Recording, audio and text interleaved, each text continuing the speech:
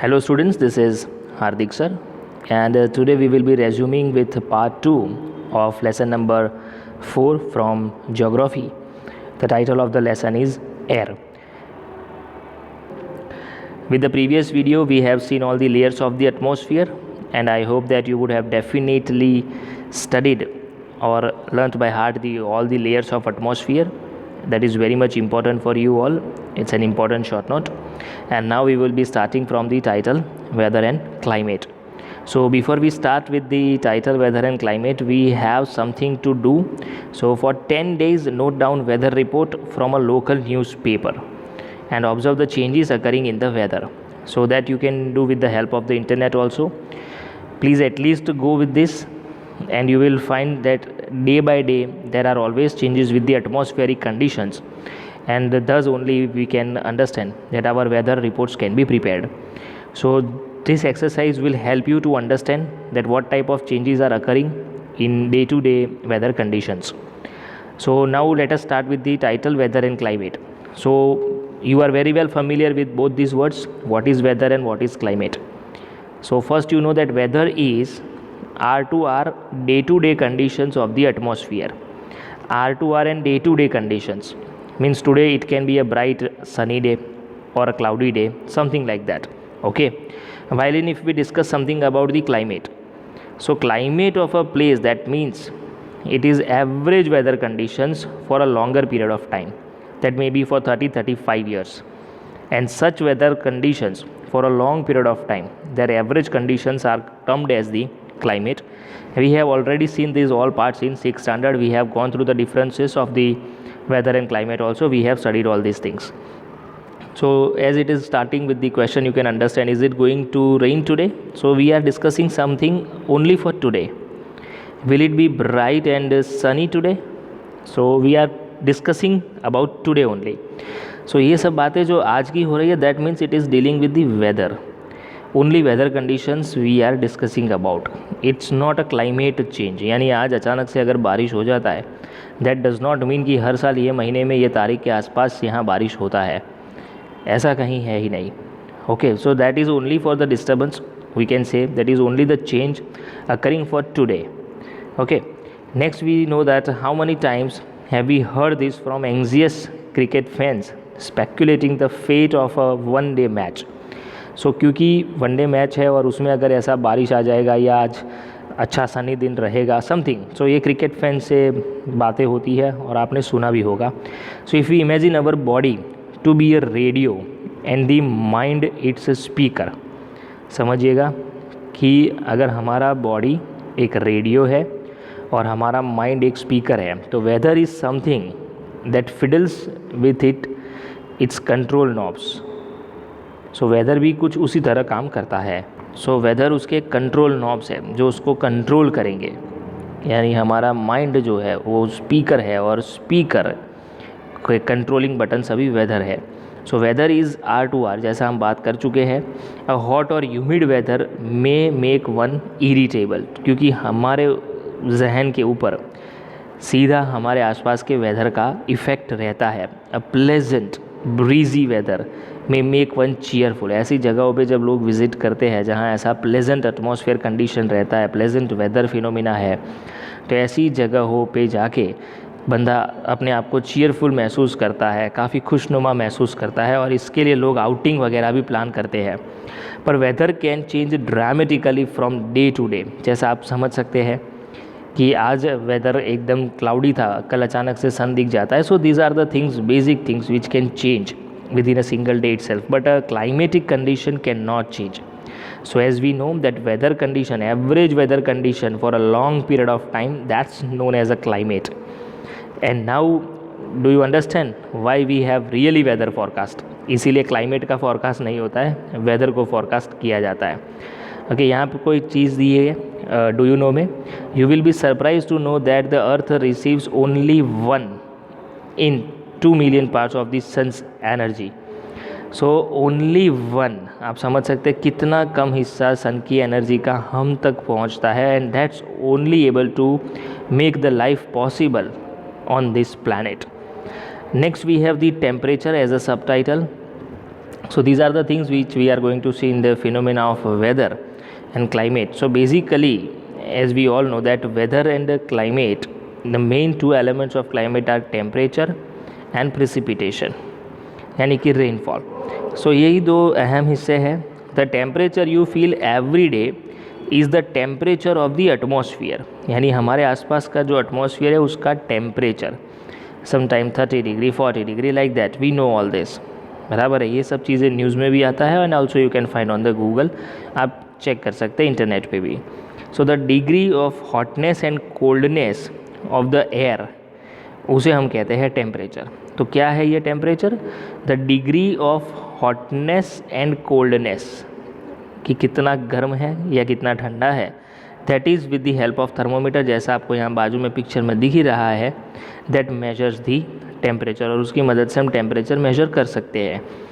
So the temperature of the atmosphere changes not only between day and night but also from season two season.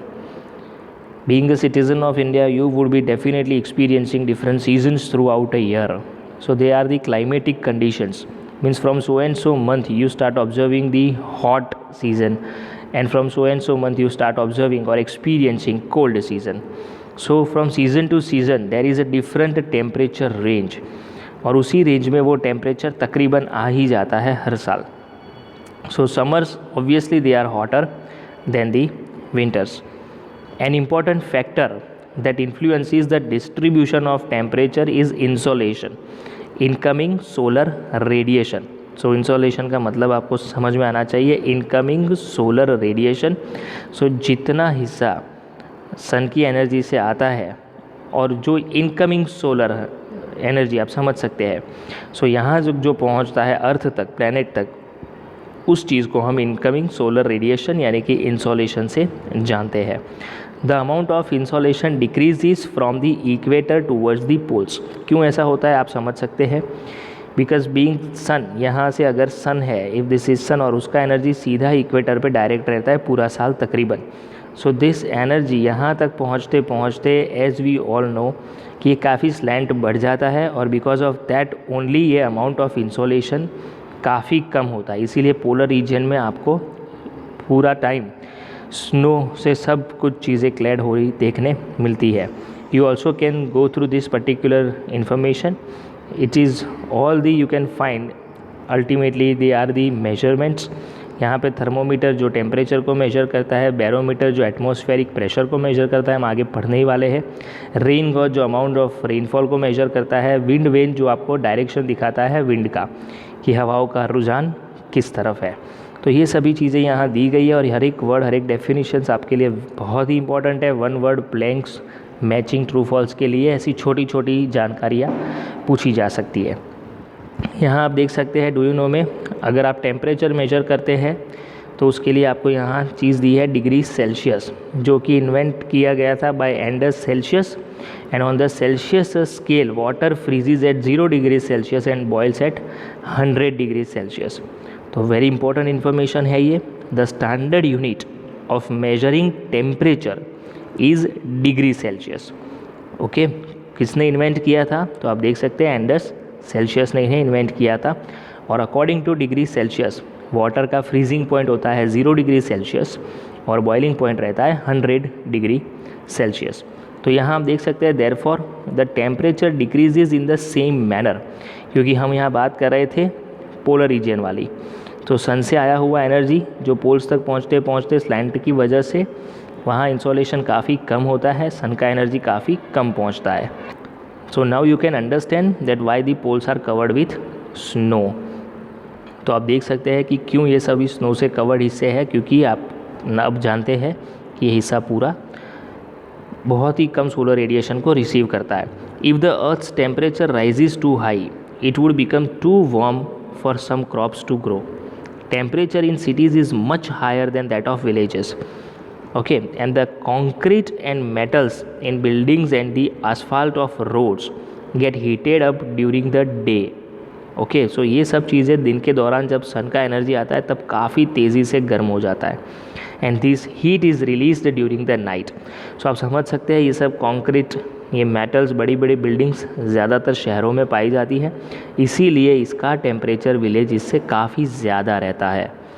Okay, next you can find also the crowded high rise buildings of the cities trap the warm air, जो warm air को पकड़ लेता है and thus raise the temperature of the cities, और इन्हीं वजहों से शहरों का तापमान काफ़ी ज़्यादा रहता है विलेजेस के मुकाबले। Next is air pressure. So अब आप समझ सकते हैं कि एयर का भी कोई प्रेशर होता है। सो ऑब्वियसली यस होता है, क्योंकि जो हमारे ऊपर एयर है, so you will be surprised to know that air above us presses us with a great force on our bodies. तो इनका भी कुछ प्रेशर बना रहता है आसपास की हवाओं का भी। However we don't even feel it, हमें बिल्कुल ये महसूस भी नहीं होता है। This is because the air presses us from all direction and our body exerts a counter pressure. तो हमारा बॉडी भी काउंटर प्रेशर उतना ही रिलीज़ करता है, and because of that only we do not even feel this pressure. So air pressure is defined as the pressure exerted by the weight of air on the surface of the earth। ध्यान से डिफाइनेशन देखिए, air pressure जो कि pressure exert करता है on the surface of the earth with the weight. तो air का जो वेट है उसकी मदद से एयर एक प्रेशर बनाता है यहाँ पे। ओके, ध्यान से समझिएगा इस चीज़ को, it is very important definition. So जैसे जैसे हम ऊपर जाते हैं in the layer of atmosphere, we have already studied all the layers, the pressure falls rapidly, क्योंकि सबसे ज़्यादा प्रेशर सरफेस एरिया पे होगा। If this is the surface, यानी कि sea level, you can understand. So sea level पे सबसे ज़्यादा प्रेशर होगा और हाईएस्ट माउंटेन पीक पे सबसे कम प्रेशर होगा।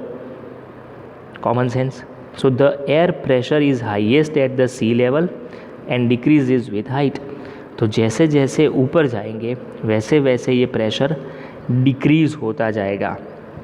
Horizontally, the distribution of air pressure is influenced by temperature of air at a given place। So with the rise of the temperature, as we have already seen, the air is heated up, okay और गर्म हवाएं ऊपर की तरफ travel करती है। सो आसपास की जो कोल्ड विंड्स होगी वो यहाँ सिंक डाउन होगी। We have studied this in the previous video.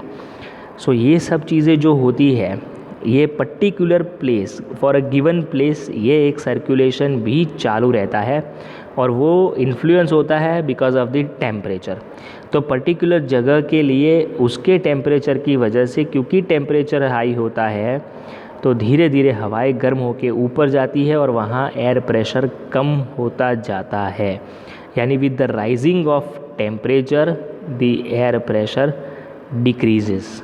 You can understand well, बराबर है। इतना ये फार्मूला समझिए। यानी क्योंकि अगर आप अल्टीट्यूड, हायर अल्टीट्यूड पे जाते हैं तो भी एटमॉस्फेरिक प्रेशर या एयर प्रेशर फॉल्स, जैसा हमने ऊपर भी यहाँ पे देख लिया है कि जैसे जैसे आप ऊपर जाते हैं with the layers of atmosphere, the pressure falls rapidly, और ये प्रेशर गिरता है। अल्टीट्यूड है, यानी अल्टीट्यूड मीन्स हाइट। तो हाइट पे जाने पे प्रेशर गिरता है, टेम्परेचर बढ़ता है तो भी प्रेशर गिरता है। तो वाइसे वर्सा इसका उल्टा भी होगा, that you can understand well. Okay, आगे बढ़ते हैं कहानी में। This creates a low pressure area and low pressure is associated with cloudy skies and wet weather. तो जहाँ लो प्रेशर होगा वहाँ कैसा होगा, क्लाउडी स्काई देखने मिलेगा और वेट वेदर यानी मॉइस्चर बढ़ सकता है। In areas having lower temperature the air is cold and that is heavy, क्योंकि इस ठंडी हवाएं आपने देखा है कि वो डेंस होती है, उनका डेंसिटी बढ़ता है, और गर्म हवाएं जो है उनका डेंसिटी नहीं होता है, इससे कम होता है क्योंकि वो एक्सपैंड हो जाता है।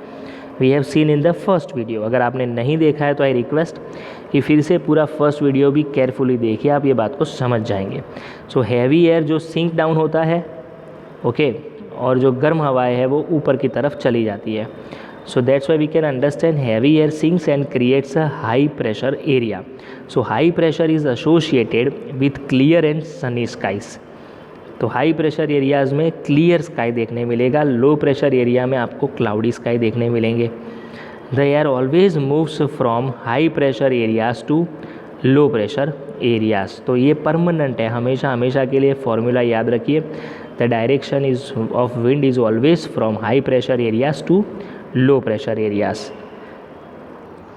सो जैसा हम एयर प्रेशर के बारे में बात कर रहे हैं, let us have information from this. Do you know, you will understand, as on the moon we know that there is no air and because of that there is no air pressure. तो वहाँ air नहीं है, इसी वजह से air pressure भी नहीं है। सो जब एस्ट्रोनॉट्स विज़िट करते हैं, यानी कि जब वो जाते हैं मून पे, तो उनके पास एक प्रोटेक्टिव स्पेस शूट्स रहता है जिसके अंदर एयर भरी जाती है, that is filled with air when they go to moon. Okay, अगर ये नहीं पहनते, if they didn't wear this, तो क्या होता, क्योंकि काउंटर प्रेशर जो हमारी बॉडी से एग्जर्ट होता है वो एस्ट्रोनॉट के ऊपर कैसे उसका इफेक्ट होगा, यानी उनकी जो ब्लड वेसल्स है वो बर्स्ट हो जाएगी and the astronauts would start bleeding. So that you can understand it as counter pressure. Our body has a very extreme counter pressure जो इस एयर प्रेशर के सामने टिक पाता है, बैलेंस बनाता है। सो ये इसीलिए पर्टिकुलर सूट में, जैसा आप समझ सकते हैं, that is filled with air. Okay, next we have the part that is of wind, as now you can see with your textbook also. So what is wind? The movement of air from high pressure area to low pressure area, उसे ही हम wind कहते हैं। The movement of air from high pressure to low pressure, that is known as wind. You can see wind at work as it blows dry leaves down the pavement or uproot trees during a storm. सो आपने देखा होगा तेज़ हवाएं जब चलती है, या अगर थोड़ी बहुत भी हवाएं चल रही है, तो जो सूखे पत्ते हैं पेड़ के, ओके, उन्हें एक जगह से दूसरी जगह वो ट्रांसपोर्ट करते हैं। We can understand that there is a presence of wind. और कई बार ये इतनी खतरनाक हो जाती है कि बड़े बड़े पेड़ को भी अप्रूट कर देती है, यानी अपनी जड़ों से निकाल के फेंक देता है। सो ये काफ़ी तेज़ हवाएँ होती है। Sometimes when the wind blows gently, you can even see it blowing away smoke और फाइन डस्ट। सो अपने साथ ये धुआं वगैरह उठा के जिस तरह जाता है। At times wind can be strong that it is difficult to walk against it. So it is so fast, you can understand, it is so strong that उसके अगेंस्ट में चलना तक नामुमकिन हो जाता है। You must have experienced, it is not easy to hold an umbrella on a windy day. So because of that strong wind movement, the umbrella is not able to be stable. Think of some other examples when strong winds have created problems for you. So winds have number of categories, but before going to these categories, we have something with do you know? So a wind is named after the direction from which it blows, जहाँ से वो blow होती है उस तरह नाम दिया जाता है, यानी वेस्टर्ली या ईस्टर्ली, समथिंग लाइक दैट। सो अगर विंड वेस्ट से ब्लो होती है तो उसका नाम क्या होगा? उसका नाम होगा वेस्टर्ली। सो वेस्टरलाइज, ऐसा आपने प्लूरल में भी वर्ड सुना होगा इन प्रीवियस स्टैंडर्ड्स। सो अब विंड की कुछ कैटेगरीज है, यहाँ पे आपको कुछ बेल्ट्स भी दिखाए गए हैं। हाई प्रेशर बेल्ट, सब पोलर लो प्रेशर बेल्ट, सब ट्रॉपिकल हाई प्रेशर बेल्ट। सो उन्हें हॉर्स लैटिट्यूड्स यहाँ ब्रैकेट में आपको दिख रहा है। सो ये सभी डायरेक्शंस है विंड के। यू कैन अंडरस्टैंड कि अर्थ का जो मूवमेंट है, हमारे जो प्लैनेट का मूवमेंट है, it is from west to east. Okay, समझिएगा, कॉमन सेंस वाली बात है, कोई एक्स्ट्रा ऑर्डिनरी नॉलेज नहीं लगाना है। Okay, so it is the movement of the earth is west to east. तो हवाओं का रुझान हमेशा इस तरफ रहेगा, दैट इज़ कॉमन सेंस होना चाहिए ना। अगर आप किसी व्हीकल में जा रहे हैं, चाहे विंड का डायरेक्शन कोई भी हो, but if you are travelling, तो आपको क्या लगेगा कि विंड आपके सामने से आ रहा है। ओके, क्योंकि आप उस डायरेक्शन में जा रहे हैं, पर फिर भी यहाँ डिफरेंट एरोज दिख रहे हैं। And why it is happening, so जैसा आपको यहाँ एक्सप्लेनेशन भी दिया है, पर before going to that you can understand कि high pressure to low pressure. तो यहाँ आप देख सकते हैं, दिस इज़ अगर हाई प्रेशर एरिया है तो यहाँ से हवाओं का रुझान ये लो प्रेशर की तरफ है। ओके, सो ये इक्वेटोरियल लो प्रेशर है जिसे डोल्ड्रम से जाना जाता है। सो हॉर्स लैटिट्यूड से सबसे पहला आप समझ सकते हैं लो प्रेशर की तरफ हवाएं इस तरफ आती है। दूसरा, हॉर्स लैटिट्यूड से अगर आप देखें तो यहाँ पे भी सब पोलर लो प्रेशर बेल्ट है, क्योंकि इसके बाद जब टेम्परेचर एकदम गिरता है तो वहाँ हाई प्रेशर हो जाता है। ओके, तो यहाँ क्योंकि इसके मुकाबले कम टेम्परेचर है सब पोलर रीजन में, तो इसीलिए यहाँ से ये हाई प्रेशर के मुकाबले यहाँ कम प्रेशर होगा और इसीलिए हवाएं यहाँ से इस तरफ भी आती है और हवाएं यहाँ से इस तरफ भी आती है। Same happens with in northern pole also, जैसा आप देख सकते हैं। फिगर को ध्यान से देखिएगा, सिर्फ खेल पूरा हाई लो का है। सबसे पहला पोलर रीजन हाई प्रेशर, क्योंकि temperature would be the lowest, तो उसके मुकाबले यहाँ सब पोलर बनता है जो लो होगा। हवाओं का रुझान हाई से लो, यहाँ हाई तो यहाँ पे लो, यहाँ से भी लो। तो आप देख सकते हैं high low and the wind movement is always from high to low pressure areas. चलिए यहाँ पे हम देखते हैं परमानेंट विंड्स। तो ये जो उनकी 3 कैटेगरीज आपको यहाँ दी गई है, 3 टाइप्स दिए गए हैं। सो पहला है permanent winds, the trade winds, जिसमें आपको वेस्टर्लाइज एंड ईस्टरलाइज जो परमानेंट विंड है। यहाँ आप देख सकते हैं सबका रुझान, सो ये ईस्ट की तरफ, ये वेस्ट की तरफ, आप समझ सकते हैं। ओके, सो जो परमानेंट विंड्स है वो वेस्टर्लाइज है और ईस्टरलाइज है and these blow constantly through out the year in a particular direction. तो परमानेंट विंड्स जैसा नाम ही बताता है, पूरा साल उनका रुझान एक ही तरफ रहता है। दूसरा दिखता है आपको सीजनल विंड्स। ओके, सो हमारा मॉनसून जो सीजनल विंड्स का एग्जाम्पल है। So these winds change that direction in different seasons, और डिफरेंट सीजन्स में इनके डायरेक्शन चेंज होते हैं। जैसे मॉनसून, इंडिया में मॉनसून विंड्स ब्लो होती है for a particular time in the year, यानी समर हॉट सीज़न के बाद जब इवापरेशन बहुत ज़्यादा था, फिर वो हाई प्रेशर एरियाज से विंड लो प्रेशर एरियाज़ में मूव होती है और उसी के साथ पूरा हमारा मॉनसून पूरे देश को it sweeps the entire country. Next we have the local winds. तो लोकल विंड्स ये पर्टिकुलर पीरियड आता है साल में तभी ब्लो होती है। For example land and sea breeze, तो ये रोज़ाना बनने वाली घटनाएं हैं और जिसमें land breeze sea breeze we have already studied in science कि बारी बारी ये दोनों घटनाएं किस तरह बनती है। सो यहाँ दिया है कि do you recall hot and dry local winds of northern plains of India, जो गर्मियों के टाइम पे बहती है और इन हवाओं को हम लू के नाम से जानते हैं। Okay, next you can find cyclone nature's fury. So from that we will be continuing from part 3. Till then keep reading, keep learning. Thank you.